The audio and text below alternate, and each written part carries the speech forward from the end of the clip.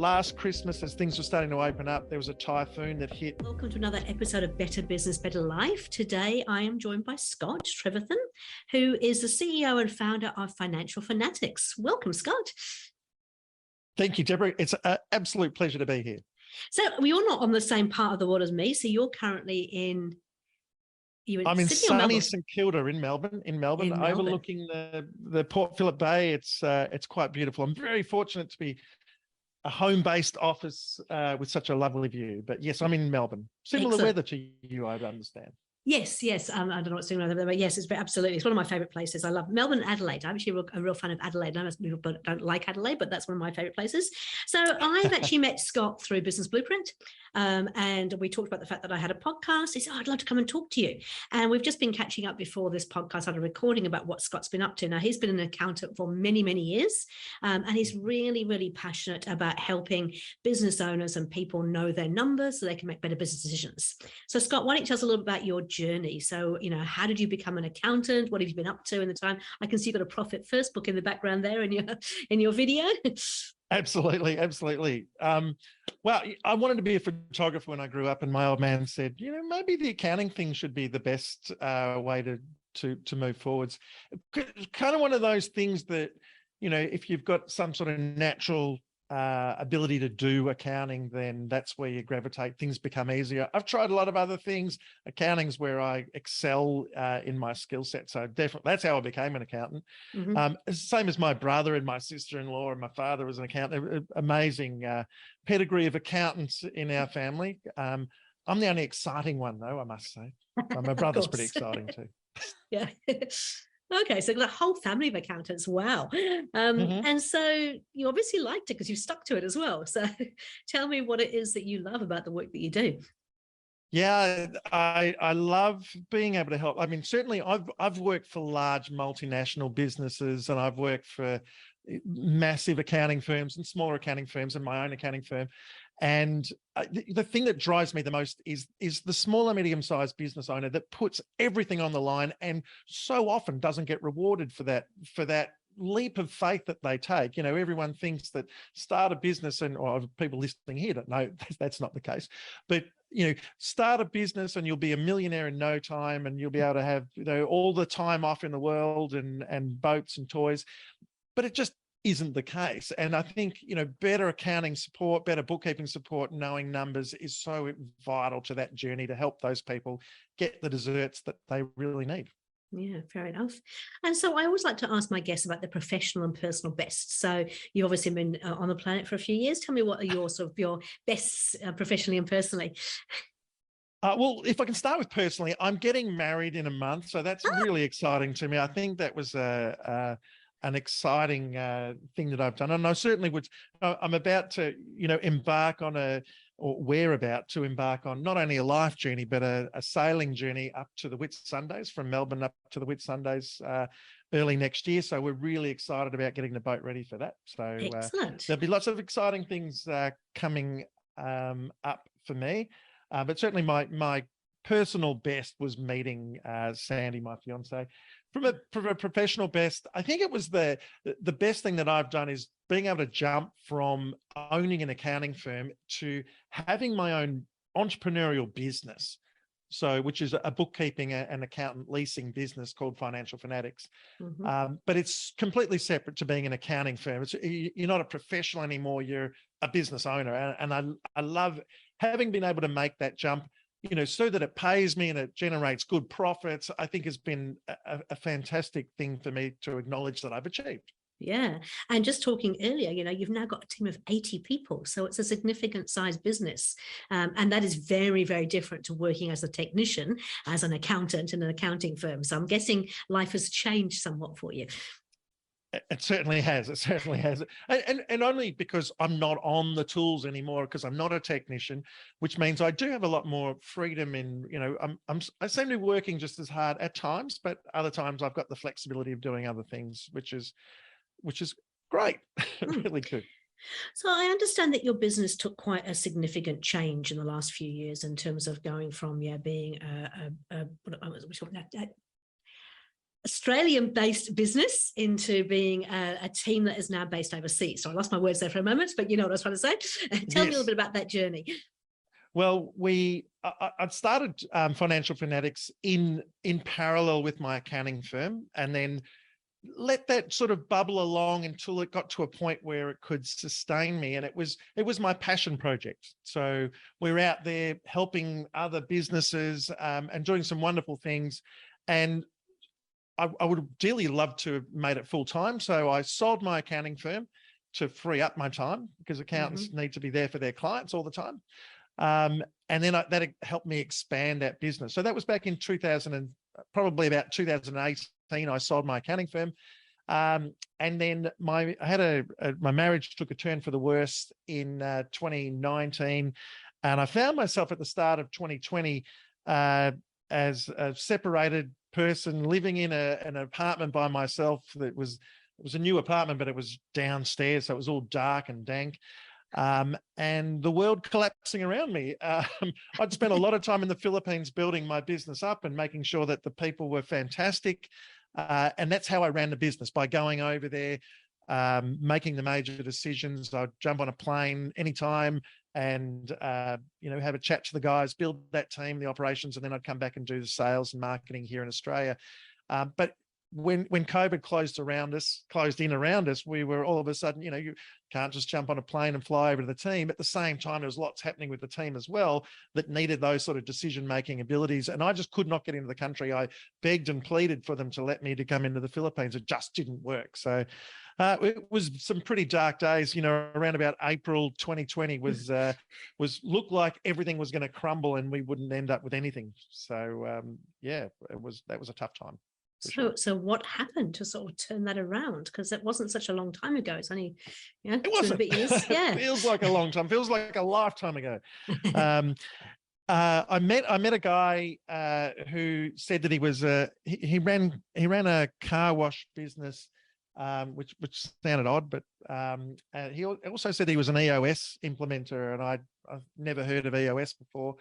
I asked him what that was. He explained it. I think he sent me rocket fuel or traction, one of the two, as a gift, and loved that, read it. And I thought, this is something that I can use right now to implement, if I can implement it remotely.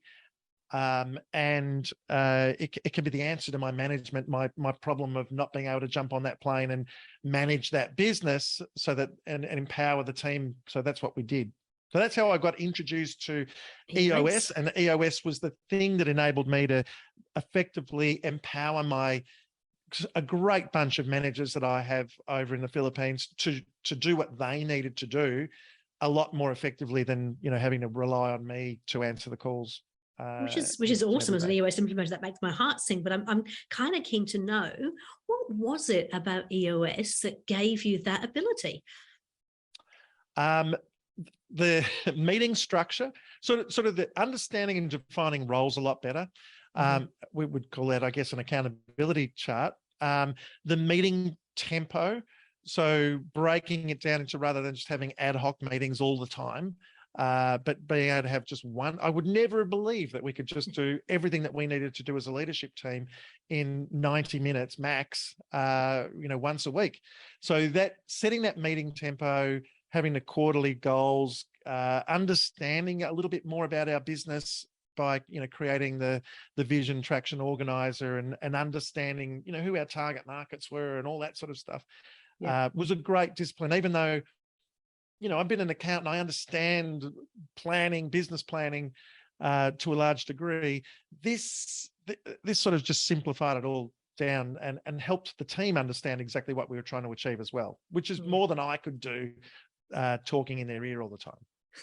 It's really interesting, isn't it? Because, I fell in love with the EOS because of its simplicity. So I'd originally done some scaling up training and done some work around that and worked with the ISAs. And I suddenly came across EOS and went, oh my goodness, this actually takes all of this amazing stuff that was a little bit too complicated and brings it into a nice, simple framework that us as entrepreneurs can actually work with. It doesn't feel too constrictive, but at the same time, it brings us a little bit of structure that we actually need. And those level 10 meetings, everybody says, you can't do all of our meetings in one meeting meeting, or you can't get all of the business stuff done in 90 minutes a week. And yet when you start to do it, it actually becomes quite easy, doesn't it? It does. And you know what? Our team gets really excited. We had a 40-minute meeting yesterday. Yay. And they're like, great. There's nothing else there to just, it doesn't need to go the full time. Unbelievable that you can. I think it's about, for me, it's about the empowerment of those individuals to be able to, run the business, or their part of the business, what they're accountable for, them understanding it, that's the pure magic of the system. So yeah, because they get to see how it fits in with the greater vision of the organization, how that fits in with the goals for the year. And I think it also brings a real laser sharp focus. I mean, I know that I had one client who came to me, had 43 things they wanted to get done in a year. And it's like, okay, even the best team in the world is not going to achieve 43 different things. Why don't we narrow that down? And we got it down to about 7. And in that 1 year that they've been sort of working with it, they've made such huge inroads because they were trying to do too much. Absolutely. I'm pretty sure that's where we were in our initial meetings with EOS. It was definitely a case of these are all the things that we need to do, and we need important. To do them. Yeah. Because I am the visionary, the founder of the business, obviously I set very high expectations and standards for people. But actually bringing it down to things that people can actually achieve is a great way to move an organization forward. So it's fantastic. Now, you mentioned you're the visionary, and this is probably a term maybe most people may have heard of, but don't really understand what it means. So can you tell me in your sort of words what you see the role as the visionary, and where you do get involved and where you don't get involved? Sure. I've got to be as hands-off as possible, but I want to be hands-on on everything. So the visionary, I guess, is someone who deals with big relationships, so relationships with it, for us, it's our landlord for our building that we rent in the Philippines. It's our largest clients that might need some special hand-holding or problem solving or just general advice. It would be, I'm responsible for creating the vision, or for having the big ideas. So I like to say I'm an ideas man. I come up with plenty of ideas. Most of them would be no good, but some of them might just change the world. So but that's my job, to come up with those ideas and to be as hands-off as possible, I think, which is the really hard thing for us visionaries to do, because if we've got our fingers in every single pie, it just ends up a mashy pie. Yeah, completely. And so when you kind of discovered this visionary box and were told that you could work on the big ideas, the crazy ideas, the big relationships, was that a bit of a relief for you in terms of knowing where you could add some value? Or just tell me, when you came across this concept, what did it mean for you? Oh, wow.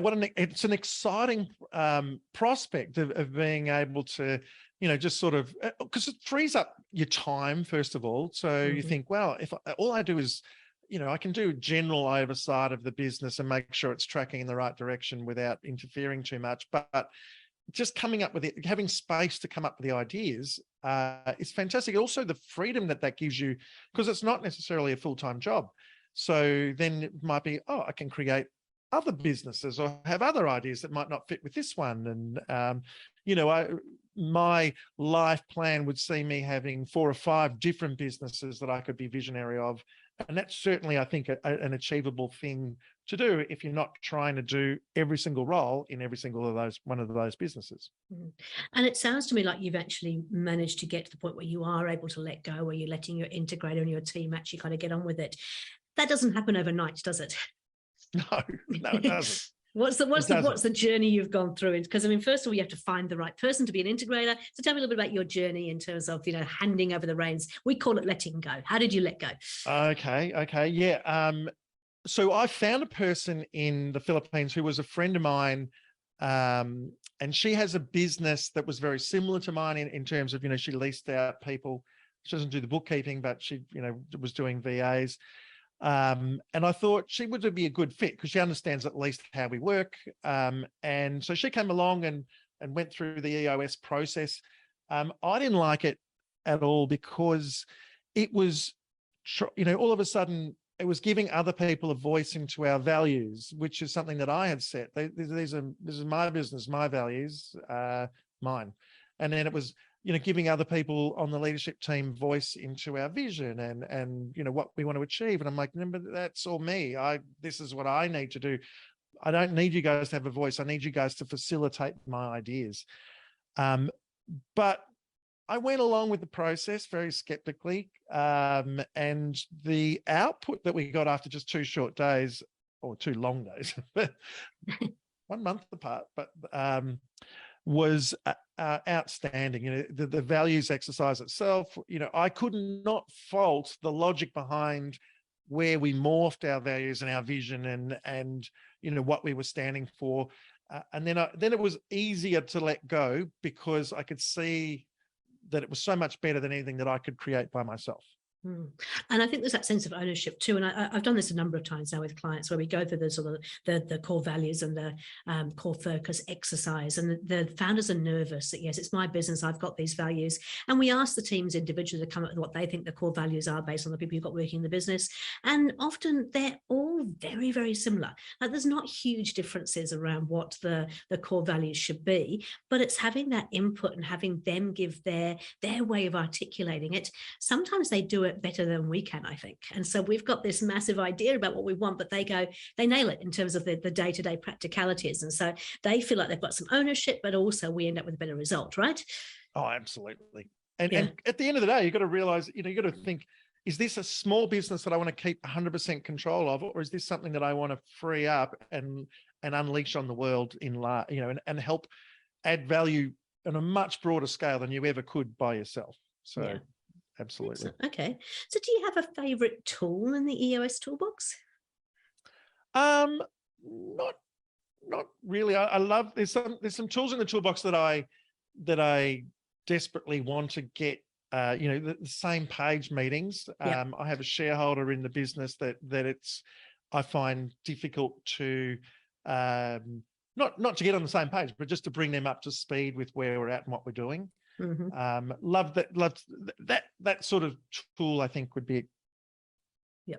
And you've talked about the level 10 meetings, of course, and they're probably one of the most popular tools in terms of all the tools that we teach. That's the one that I think makes the biggest difference. Oh, absolutely. The level 10s, those meeting tempos of the quarterly reviews, and then the annual reviews as well, has been fantastic. We had our annual review last time I visited the Philippines, a couple of months ago. We're in June, and it was a really well-structured, great output that we got from that meeting. It was fantastic, really, really. And everyone stepped up another level. It was just great. And it's really funny because, I share that tool for the annual performance reviews, and it's, it's a 1-page or 2-page document, depending which one you're using. And so it looks pretty simple. People go, that can't possibly be, can't possibly work. I remember when I was at Tower and I was managing quite a large team at Tower, we had a 14-page performance development and review process. We went through every quarter, every once a year as well. And it was just overwhelming. And I don't think it got any better result. I know it didn't, than actually just using a 1-page, or we do the people analyzer, we check in with the core values, do they GWC their role, and then we ask what's working, what's not working, and it becomes as simple as that. And I love the people analyzer in terms of it constantly reinforcing the values of the business and what we stand for and who we are, and if it's constant, if you're evaluating people about it, they're performing their role based on the values, then you can, as an owner, as a visionary, you can trust that people are going to do things that the way you would want them to do it. And I think that's the beautiful part about that. So, I mean, I'm sure that, your business has grown consistently, but there must have been some ups and downs in that business growth. So to go from being, a small accounting firm to being a team of 80, there has to be some challenges along the way. What have those challenges been for you? Oh, there's been lots of challenges. We've had, when we went to Cebu, which is where we're based, because we didn't want to go to Manila. I'm not a big fan of Manila. Manila's a very busy city, very smoggy, very hard to get around. It can take you 2 hours to get 5 kilometers in peak hour in Manila. Yep. So it's best to avoid it. I was going to sort of not think about somewhere else other than the Philippines, but someone suggested I check out Cebu, which is the second biggest city in the Philippines. Has some of those traffic problems, but nowhere near as much. The people are great. there just wasn't any accountant specialist or bookkeeping firm specialists in Cebu. So we were kind of like first to market in that, which was great. And then the biggest player in the market came and plopped themselves right near us and then started to poach all of our staff, which was and pay them a lot more, which is great for them, not great for our Australian clients, who then would have, all of them, the market just goes up and up and up when you tell people that's what they're worth. So that sort of started a bit of a bidding war. So we lost, in 1 year, I think we had 20 of our team members go over to them. That's been really tough. We've had to replace them, train them, get our people up and really identify, well, they're a massive organization where we're quite boutique. Where's our sweet spot when it comes to serving clients? And it's definitely around the bookkeeping side of things, making that direct to a small, medium-sized business. And that's where I'm really passionate about, that side of our business. Yeah. Or the smaller accountants and smaller bookkeepers that don't want to go to the big guys. They don't want to be treated like a number. They want to be treated, with a lot more personal. So that was really tough, that, the entry of the competitor. And of course, COVID, last Christmas, as things were starting to open up, there was a typhoon that hit Cebu that put, took out the water supply for about a week, and took out power and internet. Fortunately, we have backup supplies of internet, and there was the diesel generator in the building. So our power, we were able to maintain our service to our clients where a lot of other businesses couldn't. So that was exciting. It was a 1 in 10 year event. So hopefully we've got another 9 years before that happens again. Yeah, that's so. But yeah, certainly working in a third world country has a lot of challenges about, the logistics of making sure that people can get to an office. Because we work in, the financial services business, the privacy principles are so paramount to what we do, which means we really can't, except in exceptional circumstances like COVID early days in the Philippines, we don't let people work from home because we just can't control the information that they see and how they use that information. So okay, so you've actually got physical offices where your staff come into them, and that's right. They're pretty much like a remote office, just as it would be in Australia, but they're based in the Philippines. And you're responsible for training, managing, leading, all that. All done remotely, or do you have in your organizational chart, do you have a head of operations, for example, operations person that looks after that particular thing? Yes, we do. So we actually split the head of operations role into two, and we have now head of bookkeeping and head of leased accountants, and then we have HR, head of HR that takes care of it, and a head of finance over there as well. It does. You can imagine the payroll's quite complex to make sure that everyone gets paid right and paid on time, all that sort of stuff, and also manages their Philippine bank accounts. So the whole engine room of the business is taken care of by that Filipino team. And I don't need to get involved in that at all. Sure.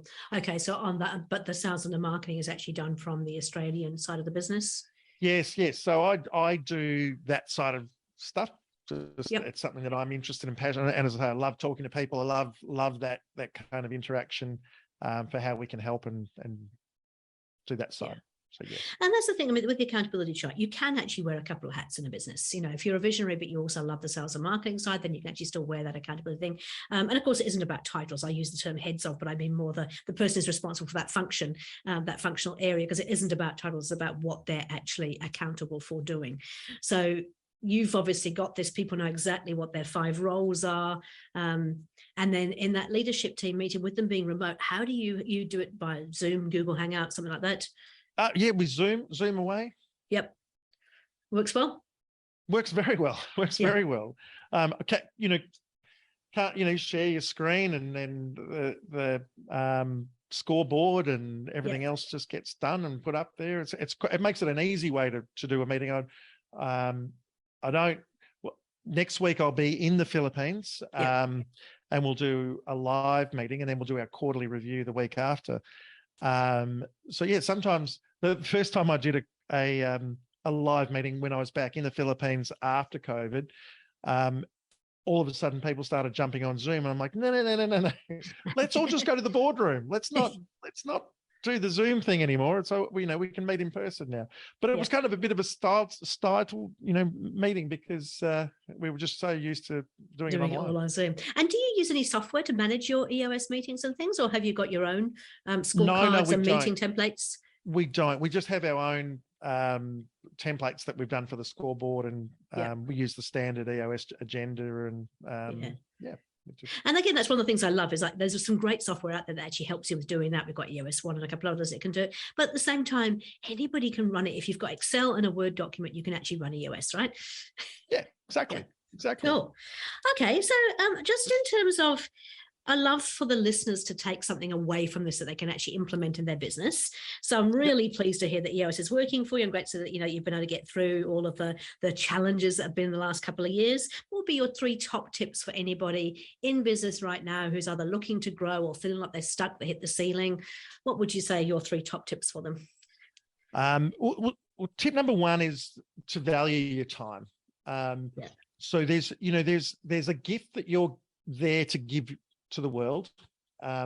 It probably doesn't, if you're a bookkeeper, that's great. But if you're not, then you've got to value your time more and maybe stop doing the bookkeeping. Get help when it comes to the bookkeeping side of things.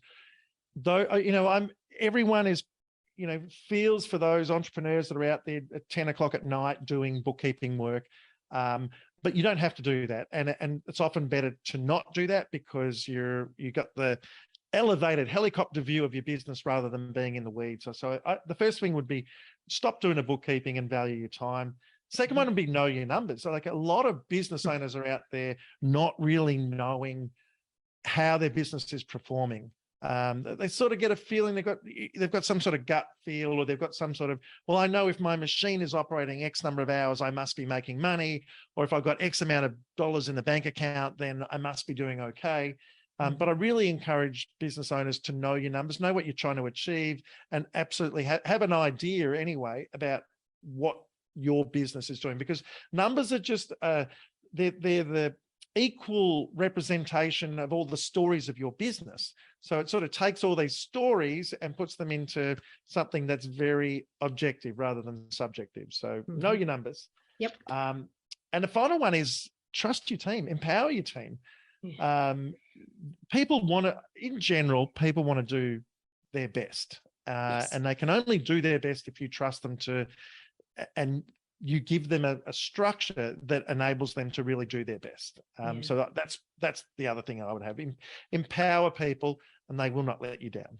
No, I think that's a really valid point. I think we're often very scared of letting go, because we kind of go, but how do we know that they've got the best interests at heart? But if you've got the right structure in place and they know what they're accountable for, and there's some clear boundaries and some scorecards they have to achieve, we don't have to micromanage them. It's like, actually, that's your accountability. You know what you need to do. Go ahead and do it. Only if you're not doing it, then it's my role as a leader to step in and go, how can I help you to do that?